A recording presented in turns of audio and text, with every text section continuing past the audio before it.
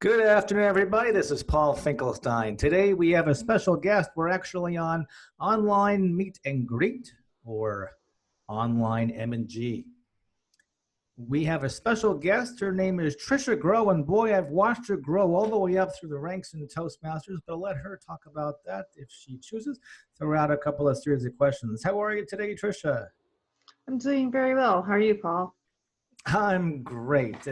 I am thrilled. I'm even happier to be able to be face to face with one of the original Toastmasters in competitive communicators, than online Toastmaster Club, which still I bet most of the world isn't familiar with. So I guess that has a long way to go as well. So great to answer your question in a long-winded way. But why not? Every Toastmaster is entitled to talk just an extra 2 minutes? No, not really. We're supposed to be timed and be professional.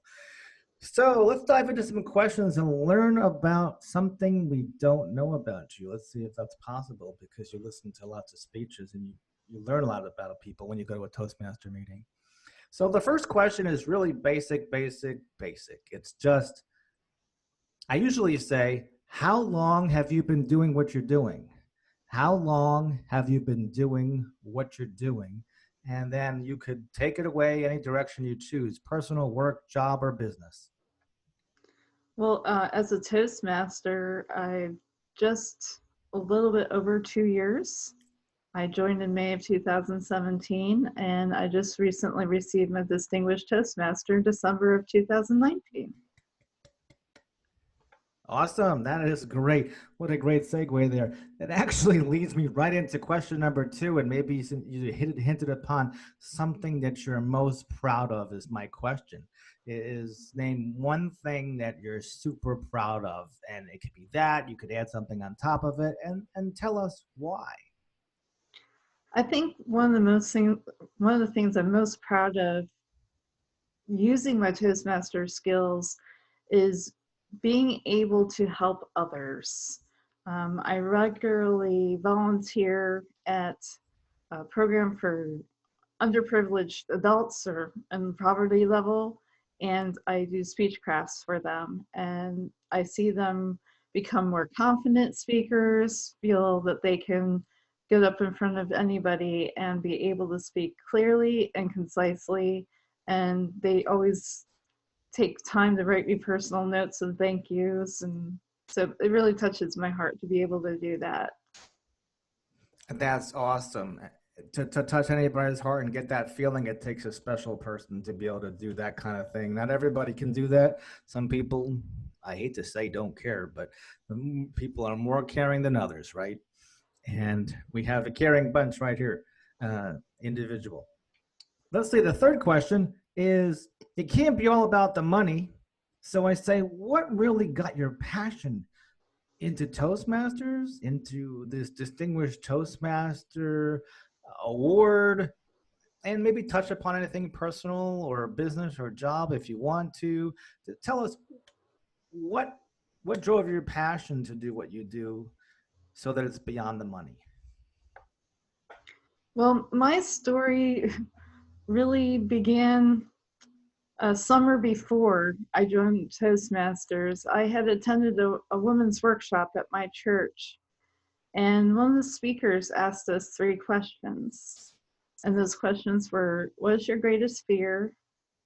What caused that fear? And what has that fear cost you?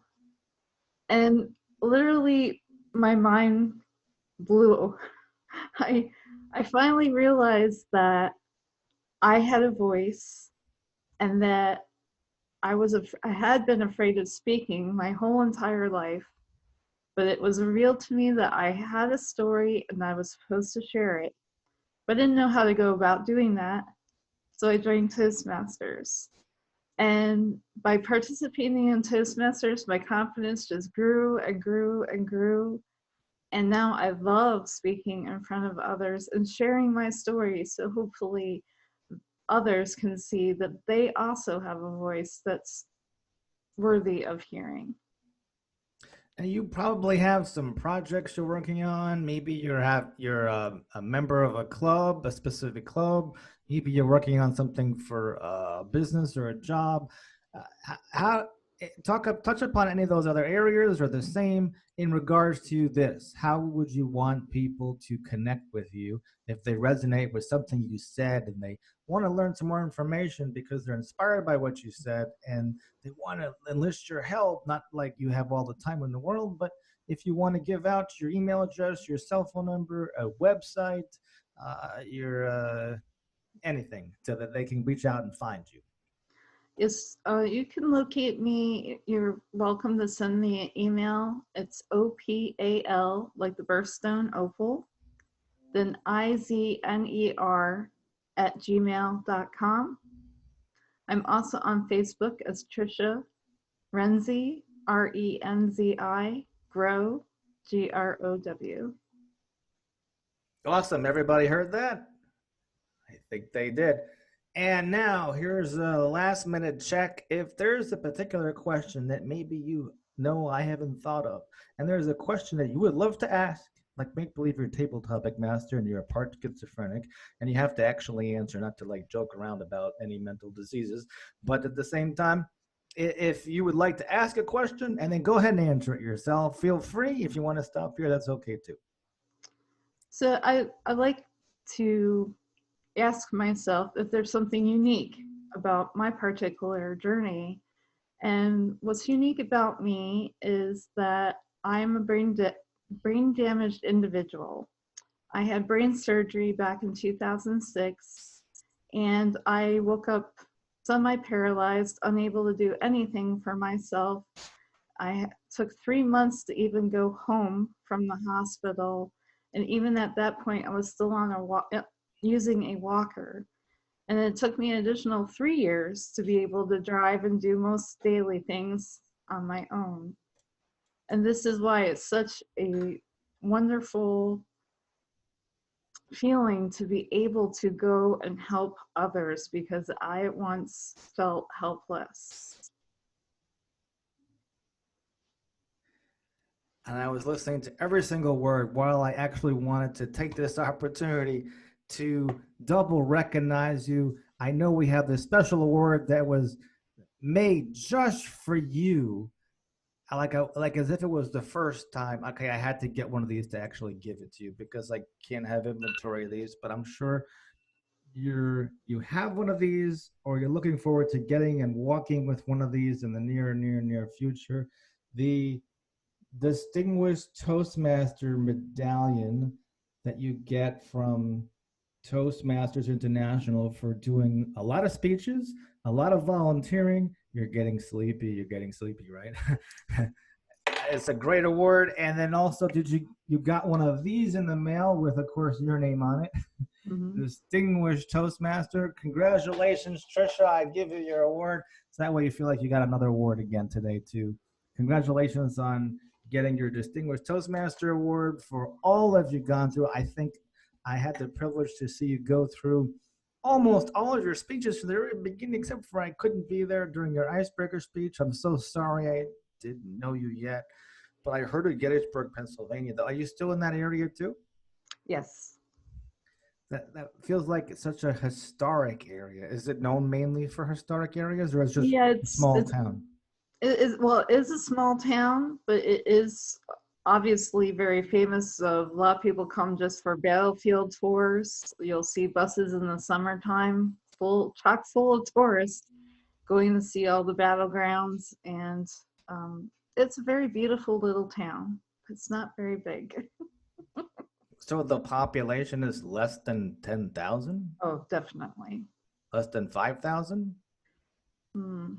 I'm not sure the exact population, but probably. The reason why I say is I passed through a town in the southernmost tip of Georgia before you get into Jacksonville or into Florida.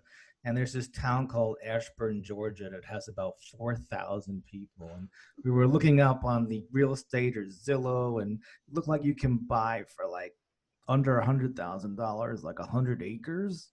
Wow. And like you could have your own town and your own sheriff and your own church or your own temple or on your land. And it just seemed amazing. So maybe you probably, I don't know if you could have the same deals in Gettysburg as you can in this place. Well, I feel that the land is very expensive there. because of what it is. Right. There's very limited livable land because of all the touristy battlefields. So you can't build on a battlefield. And Right. So much shed of people's loved ones, I suppose, going way back. But at the same time, you go way back, but really, how long ago was it? It doesn't really feel like it could have been that long ago. It wasn't hundreds of years ago. It was just 100 years ago, which is crazy to think about it in itself. So let's do a recap so that we could conclude this OMG online M&G or online meet and greet. And that is this. We talked about Tricia's, how long she's been doing what she's doing. And we talked a lot about, well, you just go back in the video and see. And then the second thing we talked about was a success that she is most proud of. And then she talked about, well, we know that it's not all about money and interest, job, education, that there's something that drives your passion to do what you do. And she talked about that to get a little bit more deeper into her background. And then she told us what is the best way we can get a hold of her, and her email address is disclosed in this video. Just go way back and you can get Tricia Groh's email address, as well as did you leave your phone number? I did not. I prefer not. Okay, just checking. I didn't think you did. I didn't think it was a good idea either, but some people do, and always leave that option open. And then I think that is almost the conclusion of the entire podcast or interview or our Tricia Groh's talk show. And of course, we re-recognized her for her recent accomplishment, which is less than half of 1% in over 143 countries. Tricia Groh has achieved the high honor of Toastmasters International, the Distinguished Toastmaster Award.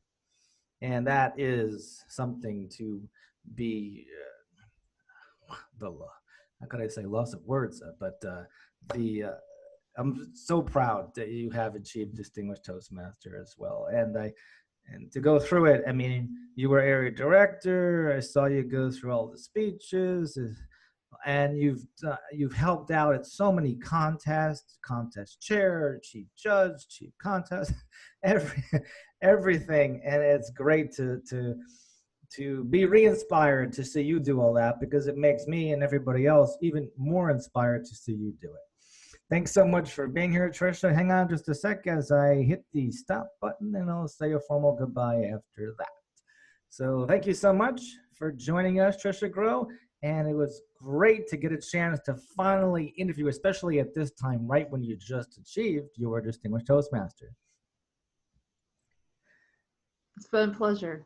Thank you. Ciao for now, everybody. Have a wonderful weekend coming up.